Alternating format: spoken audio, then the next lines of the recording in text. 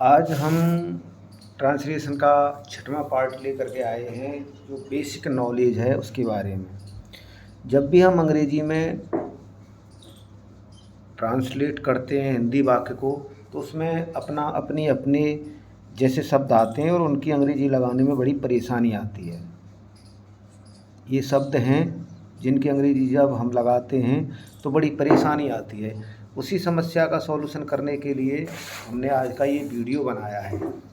मान लीजिए जैसे अगर वह आ जाए और उसके साथ उसकी अंग्रेजी जो पुल्लिंग में होती है वो ही होती है, तो अपना की अंग्रेजी लगाते हैं हिज।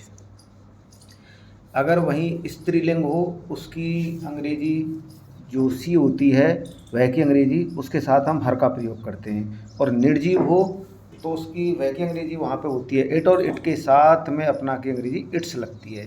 जैसे मान लीजिए यहाँ पर एक वाक्य है, राम अपना पाठ याद कर रहा है, याद कर रहा है, ये पाठ है, ये है यहाँ पर। तो जब हम इसका अंग्रेजी अनुवाद करेंगे तो राम इज लर्निंग।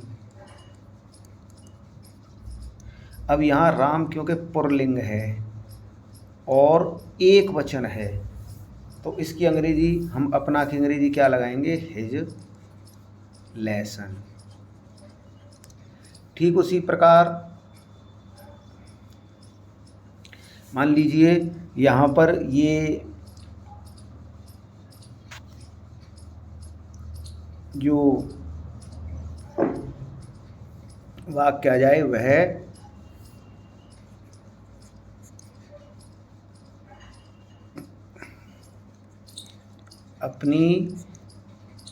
अपने घर जा रहा है। मान लीजिए ये वाक्य आ जाए, तो सबसे पहले वह की अंग्रेजी ही लगेगी क्योंकि ये पुल्लिंग है। तो यहाँ पे आगे जब हम करेंगे is going to his home, तो ही के संग में यहाँ पे अपना की अंग्रेजी क्या लगेगी, हिज। ठीक उसी प्रकार अगर स्त्रीलिंग का कोई यहाँ पर वाक्य मान लीजिए आता है, वह अपनी गुड़ियों से खेलती है, वह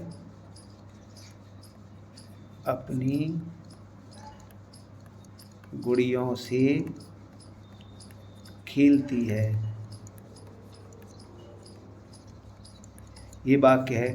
तो यहाँ पे वह की अंग्रेजी सी लगेगी, फिर प्रेजेंट इंडेफिनिट है प्लेस, फिर विद, और अब यहाँ सी के साथ में अपना की अंग्रेजी क्या लगेगी, हर, डॉल्स। इसी प्रकार वे मान लीजिए शब्द आ जाता है वे। अब ये चाहे पुल्लिंग हो या स्त्रीलिंग हो, दे यानी वे आ जाए तो जो इसकी अंग्रेजी दे होती है उसके साथ हमेशा अपना की अंग्रेजी देयर लगाते हैं। आई आ जाए, मैं आ जाए तो उसके साथ अपना की अंग्रेजी माई लगाते हैं। और तुम आ जाए तो उसके साथ योर लगाते हैं। वी आ जाए, हम आ जाए, उसके साथ अपना की अंग्रेजी आवर लगाते हैं। और कोई आ जाए, हमेशा ध्यान रखें कि वन के साथ यानी कोई की अंग्रेजी जो जिस समय ये प्रोनाउन होता है उस समय उसकी अंग्रेजी वंस लगाते हैं अपना की अंग्रेजी।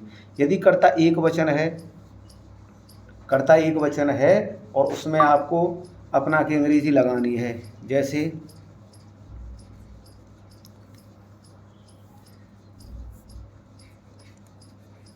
रवि अपनी पुस्तक पढ़ेगा। अब यहाँ एक वचन करता है, अकेला रवि करता है। अब उसमें हम देखते हैं ये स्त्रीलिंग है या पुल्लिंग है। अगर ये पुल्लिंग है तो अपना की अंग्रेजी हिज लगती है, और यदि स्त्रीलिंग है तो उसकी अंग्रेजी हर लगती है। तो यहाँ का आएगा Ravi will read his book, Ravi अपनी पुस्तक पढ़ेगा।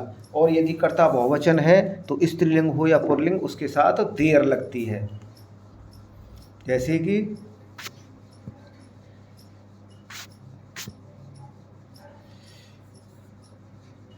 राम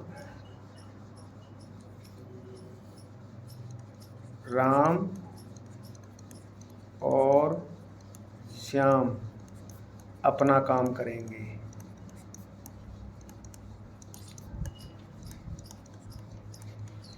यहाँ पे दो कर्ता हैं, राम और श्याम, तो राम एंड श्याम।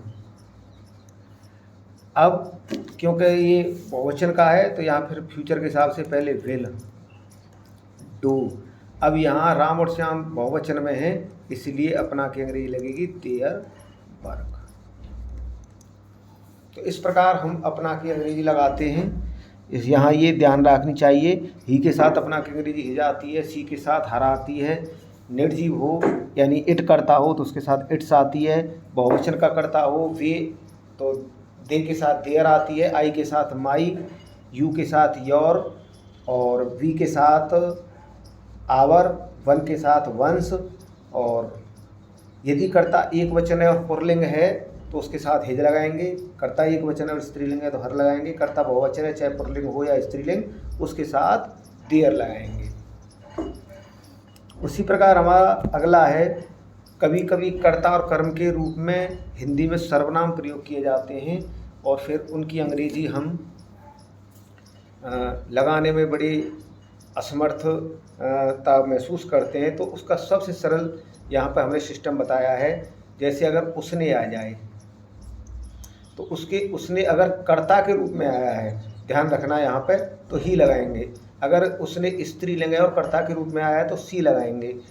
उसे, अब ये यहाँ पे कर्म हो गया, ध्यान रखना है इस बात को, अब यहाँ पे ये कर्म हो गया। अगर उसे स्त्रीलिंग के लिए आ रहा है और कर्म रूप में है तो ये हर हो गया।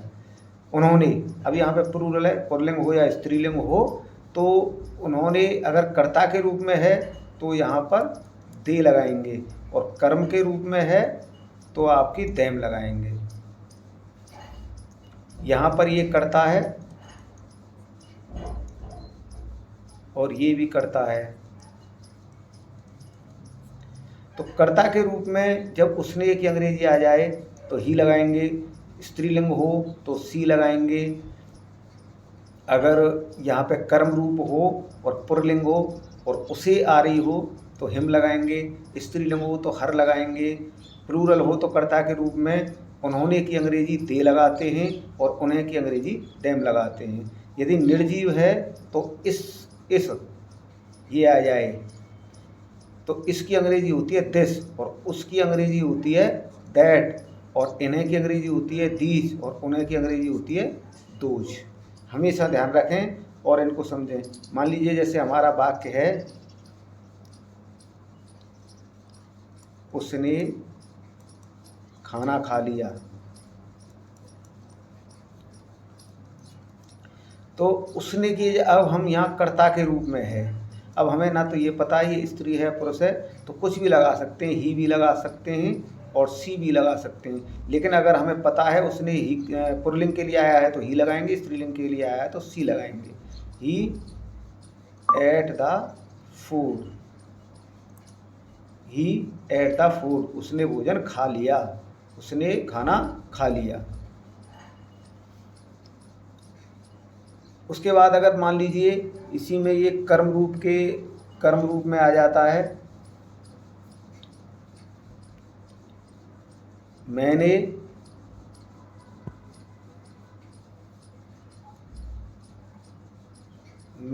उसे पुस्तक दी, तो मैंने की अंग्रेजी आई लगेगी, आई और फिर पास्ट टेंस के हिसाब से गैव और उसे, अब ये स्त्री है पुरुष है तो हम यहाँ हिम भी लगा सकते हैं और हर भी लगा सकते हैं। हर, आई गैव हर ए बुक, मैंने उसे एक पुस्तक दी। इस प्रकार हम इन सभी प्रोनाउंस का और आपके डेमोस्ट्रेटिव प्रोनाउंस का प्रयोग करते हैं वाक्य में, और जो हमारा हिंदी वाक्य होता है उसकी अंग्रेजी इस प्रकार वाक्य में लिखी जाती है, उसी प्रकार हम इन शब्दों का प्रयोग करते हैं।